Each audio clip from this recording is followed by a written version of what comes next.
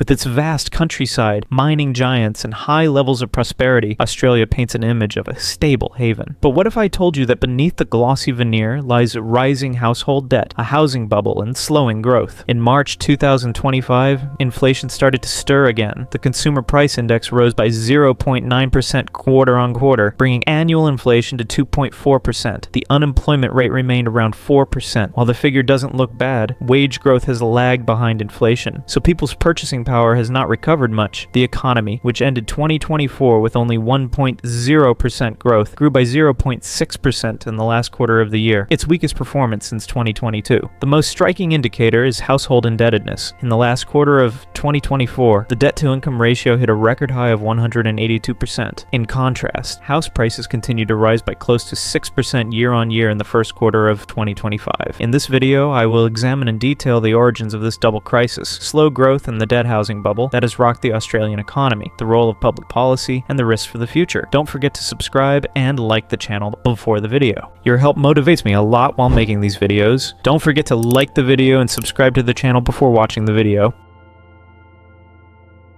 Let's be clear, the Australian economy has been sliding downhill lately. We ended 2024 with a mere 1.3% growth, whereas we are not even dreaming of the 4% upturn in 2021. The IMF has also cut its growth forecast for 2025 to the 1.6%, meaning our pace is still not fast enough. The more alarming news comes from the productivity front. In fiscal year 2023 to 2024, productivity in the market sector was virtually flat. Multi-factor productivity rose by just 0.1%. Labor productivity rebounded slightly by 1.1%, but nowhere near enough to make up for the sharp 3.5% decline of the previous year. Moreover, over the last 2 decades, the growth rate of labor productivity per hour has slowed from 1.8% to 0.9%. In other words, we can't do the same work as fast as we used to. The root causes of this stagnation are clear. Private investment is slowing down due to infrastructure bottlenecks. Complex regulations hinder new initiatives and innovative projects. High immigration stimulates consumption in the short term, but building and service infrastructure is not keeping pace, reducing productivity. Unfortunately, this is turning Australia into a survival economy, not a growth economy. Without productivity stimulus, the over-reliance on public spending and immigration will increase, and growth prospects will become even bleaker.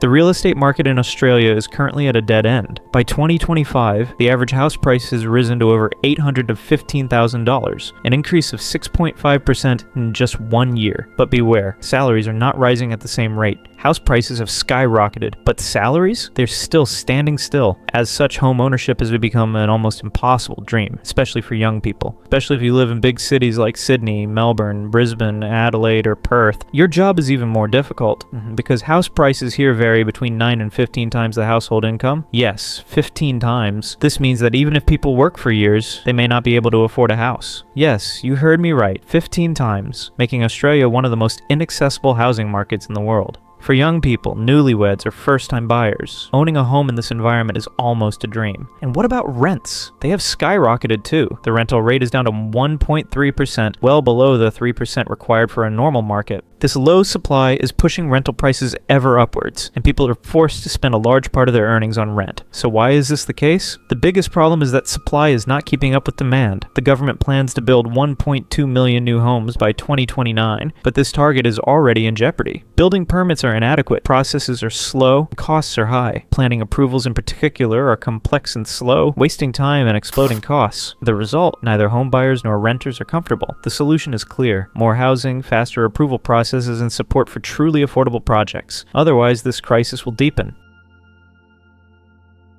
Australia's financial backbone is being tested by high household indebtedness and fragile credit conditions. Household debt is currently hovering at 111.5% of GDP, while the debt-to-income ratio, relative to per capita income, has reached 182%. These record levels create a vulnerable backdrop to economic shocks. The debt service ratio is also rising. Households spend 15% of their income on interest and principal payments. Economists say that these high ratios will put pressure on households to cut expenses until interest rate cuts come. The RBA is expected to cut the cash rate from 3.6% to 3.35% in April of 2025, but this will only alleviate some of the pressure on households' cash flow. Meanwhile, banks are also tightening risk management. The non-performing loan ratio rose to 0.71%, above the historical average. According to the RBA and IPSHA reports, 2/3 of housing loans still account for the largest share of banks' balance sheets, so even a small increase could send loan losses skyrocketing, and tighter credit conditions are making it harder to access new financing. Mortgage rates rose to 5.8% in March 2025, and banks have increased their margins, especially on variable rate products. This places a higher financial burden on both new buyers and existing borrowers renewing their maturities. As a result, Australia's financial system is facing a rough patch with high debt levels and rising credit risk. Savings are holding up for now, and the labor market is still buoyant. But if things get worse, if a crisis looms on the horizon, the number of people in debt could rise rapidly. Debt risk must be carefully managed to keep the economy intact, otherwise the chain reaction is inevitable.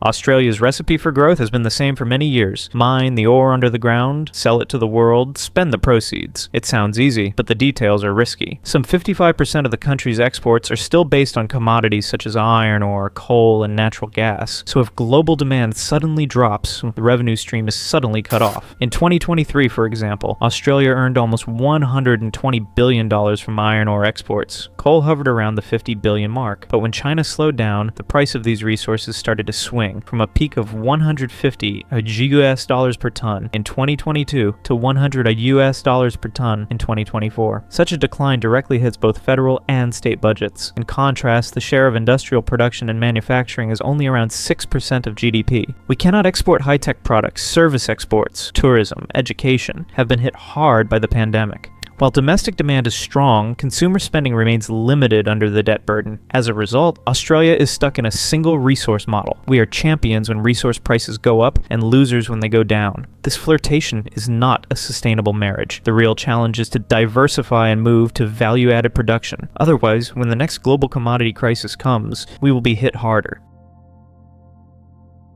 So what is the state of the Australian economy right now? Let's be clear, Australia is walking a very fragile economic path right now. That's the bottom line. Yes, the terms of trade haven't collapsed, exports are still strong, but productivity is in serious decline. Inflation seems to be under control, but life is getting more and more expensive, especially for young people and the middle class. Housing prices, they have skyrocketed. The average house now costs 8 times the average income. This is a startling increase compared to 3 times in the 1980s, and private investment is contributing almost zero to GDP growth. In other words, the country is driven not by production, but by migration and government spending. And worst of all, despite high migration rates, housing and infrastructure are inadequate. This is exacerbating social tensions. Australia is becoming a divided, uncompetitive, low-tech nation. The future must be shaped by private investment, but right now, there's a great stagnation in this area, and this much is clear. Australia needs a whistle blowing again. So someone has to put a stop to this trend and take bold steps, just like Paul Keating did in the 1980s. But who will show that courage in today's politics is a mystery? Jim Chalmers is now the Minister of Finance. He has a Productivity Commission report with 71 recommendations, but he has yet to act. Under Keating, reforms were driven by determination and leadership, not just reports. Today, bold tax reform is still needed, but its inana is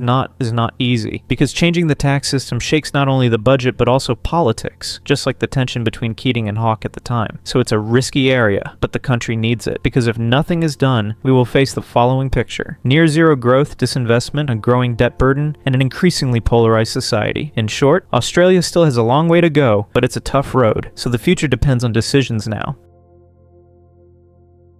As a result, the Australian economy is being rocked by multiple triggers: slowing growth, productivity crises, a housing bubble, household debt, financial fragility, and the risks of an export-dependent commodity model. All these factors have created a feedback loop, making the economy more fragile than ever. First, growth slipped only 1.3% in 2024, with a forecast of 1.6% in 2025. Productivity virtually stalled, while infrastructure bottlenecks and complex regulations put the brakes on investment. Then we face the housing market bubble. House prices surpassed $800,000, while household incomes could not keep up. This pushed the debt-to-income ratio to the 182%, setting off alarm bells in the financial system. Finally, resource exports such as iron ore and coal account for 55% of revenues. When the slowdown in China hit prices, budgets were directly affected. So, what happens next? There are 3 main paths ahead. diversification and innovation, investment in high value-added sectors, private sector support, and technology-driven growth, structural reforms, improving the investment climate through speed and transparency in the tax system, infrastructure and planning processes, financial discipline, limit borrowing risks and reduce vulnerabilities at the household and bank level. If these steps are not implemented together, the next global shock, be it a collapse in commodity prices or financial volatility, could hit Australia hard. But with bold and coordinated policies, these challenges can also become new opportunities. So what do you think is the most critical step to save Australia's economy? Your help motivates me a lot while making these videos. Don't forget to like the video and subscribe to the channel before watching the video. See you.